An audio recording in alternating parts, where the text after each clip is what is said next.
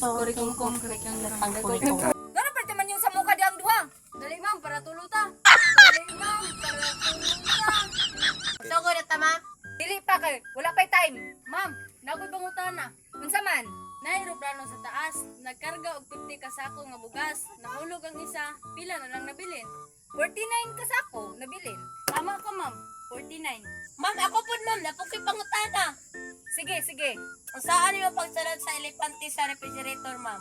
Unsaon man, kay dili ko kabalo. Hindi, abriyan mo ang uday, pag isulod mo elepante, ug siratan mo. What?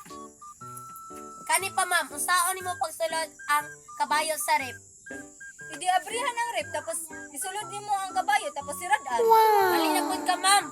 Abrihan mo ang refrigerator, ug kwaon mo elepante, ug isulod mo ang kabayo, ug siratan mo ang rep. Unsa man, napamoy pangutana? Napa ma'am, sa lasang, nagtapok-tapok sila Haring Leon. Iimbitan niya tanan hayop. Unsa nga hayop ang wala nakaadto? Daga, kay mahadlok man makaon sa leon.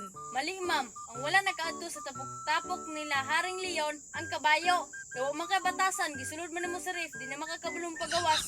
Kawa makabatasan, gisulod man nimo sa ref, di na makakabulong pagawas. Ma'am, napakoy pangutana ma'am.